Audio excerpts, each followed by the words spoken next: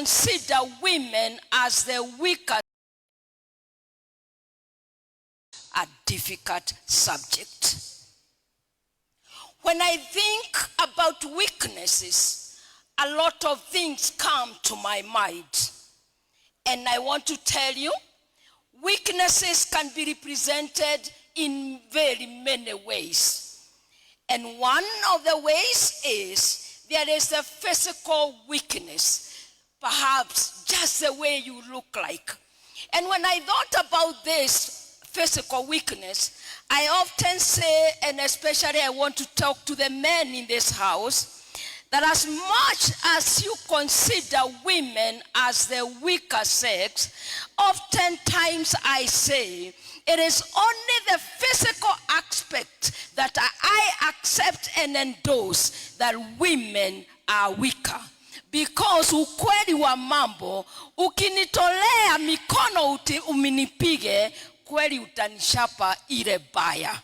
Lakini, let us agree, men should not be fighting with women, but they should be supporting women and protecting them because they are not the weaker sex. In my view, they are the stronger sex. The other aspect of weakness is what I would call the emotional weakness. And when I talk about this is where you may feel like the world is too heavy on you. You may wonder, what am I going through? You have a lot of fear, uncertainties in your life. You are afraid of many things, and sometimes afraid of things that you do not understand. But I want to tell you, vulnerability is not a shame. When you find yourself in such a difficult position, allow yourself to be calm. Allow yourself to feel the pain. Allow yourself to carry the agony that you'll be feeling at that one particular time. Take a breath. Look back. Analyze the situation. And always agree to come out stronger than when you were before that situation. Walk a step one day at a time. Remember, emotions are like waves. You cannot stop them from coming, but you can choose which ones you ride on. Stress is a very common problem, situation that we carry along these days. But I want to ask you, take time to rest, take time to be with friends, take time to socialize, because all those things are important for your health. What about the spiritual weakness? This is the hardest to deal with and probably the most dangerous to ignore. Spiritual weakness comes, and at times nobody can see it. When we talk of spiritual weakness, it's about the moral standard, the values that we hold. How strong are you?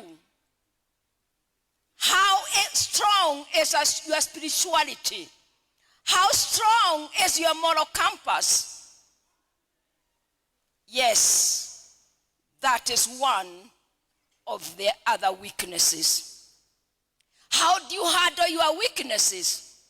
The physical weakness, I would suggest, you must exercise regularly. You have to eat healthy, rest well, seek medical help when sick, listen to your body. All those things are very important if you want to remain strong physically. What about emotionally? How do you handle this problem? Acknowledge how you feel. Talk to someone you trust. Take a break and breathe. Feed your mind with positive energy. Practice gratitude.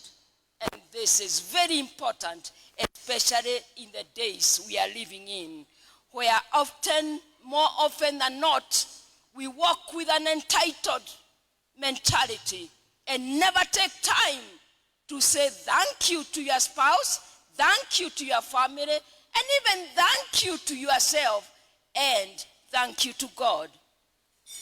Spirituality. Pray and seek God daily. Stand and meditate on the truth. Decide your boundaries early and stick to them. Surround yourself with the right friends. Practice resisting small temptations. Reflect and repent when you fail. What does God say about weaknesses? God does not see weaknesses as a shame.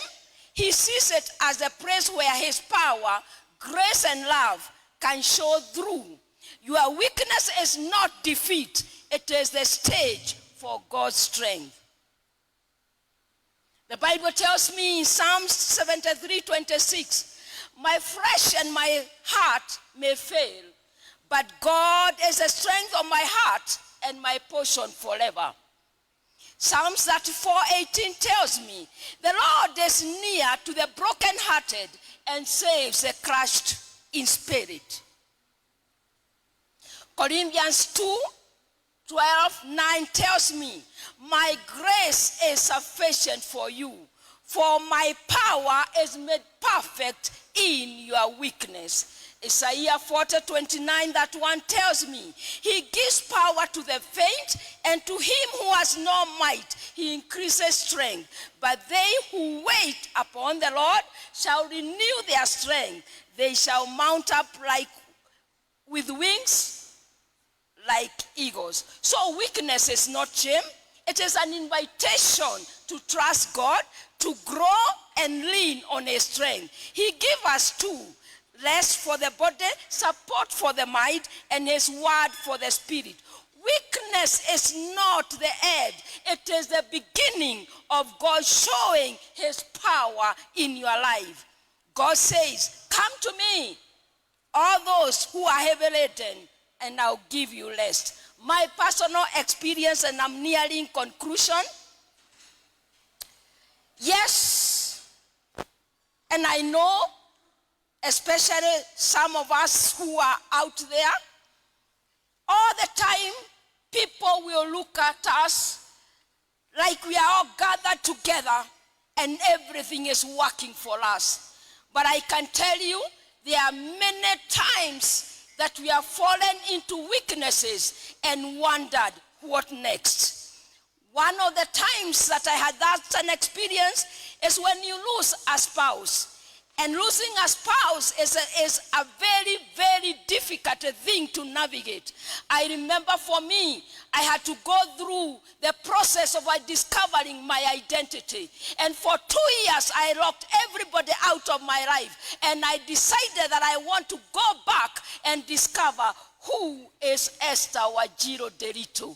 And it is not until I confirmed my identity that I was able to face the world again. And today I can tell you, with no fear of contradiction, I face the world with confidence, because I know whom I am, and whom I am is what God says I am. In the businesses, I have gone on many challenges. There are times I have even started projects and wondered, oh my God, what have I put myself into? I remember one day I had this big project and I was seated in my office and I had a certificate of completion. I think that's what they call it. And I was holding a big fee note at that time. And I was wondering, how will I navigate this? And my daughter walked into my room and I told her, Shiro, I really don't know how I'm going to handle this. As long as the certificates were small, I could manage. But towards the completion, it was so difficult. And my daughter told me, Mom, have you forgotten that God has always provided and you provide yet again. And I told myself, wow, Dr. Moshemi, had you forgotten that God has always provided and He will provide yet again? So in the midst of the challenges in the marketplace, I have also learned to rely on God. He has never failed me. He has never left me. He has never betrayed me. And so He is my comforter. He is my strength in the moment of my weaknesses. Now, which page am I in? Now, I am an author, you have been told. I have authored 2 books, Give Me My Mountain and Springs of Water. And I'm just about to do another one. And I can confirm it is one of the most difficult things to do. When you finally see a book, you may not appreciate what has gone into it. I know for me, especially when I was releasing Giving My Mountain, for 2 weeks again, I was not talking to anybody because I am a very private person. And so I was wondering, is it okay for me to give my life out there? Wow.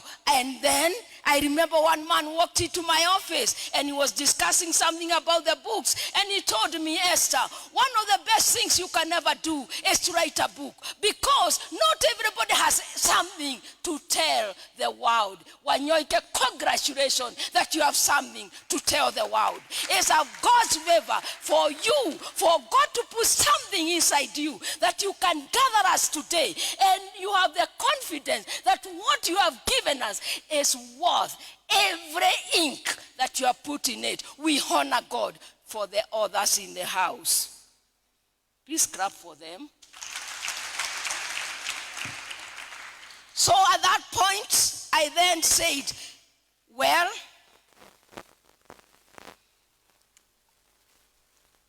I will do this for one person. And so I am a firm believer of one person. And so Anyoike, don't care about the crowd. Even if you are doing for one person, it is worth the effort. And those who are Christian know about the principle of one. Buzi moja ikipotea, the 99 wanawashwa. So congratulations even for that. Now, bottom line is this. Align yourself to God's will. Set yourself on a path of self-discoveries.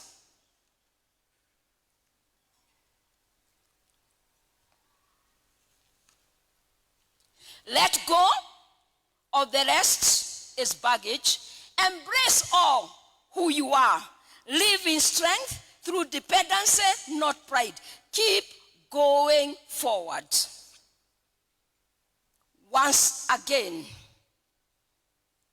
congratulations, Wanyoike, for taking the bold step and for this new chapter. Let this be the beginning of the many more books. A content with weakness is just but a start.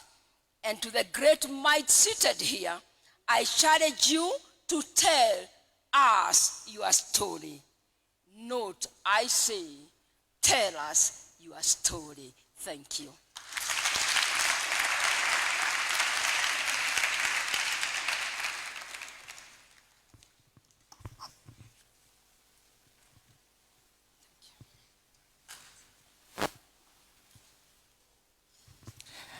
What a profound inspiration. Let's appreciate that. When a mountain stands before you and you have nothing to say, you fail to understand how to navigate through. I think you, with your personal identity well known to you, with the consciousness of who you are, it gives you the way to, or rather the way out to that one. And Daktari, asante sana. Bwana Mogore. You're becoming better by day. And now, it is not over until we have Honorable Dedenyoro on this stage. And all ladies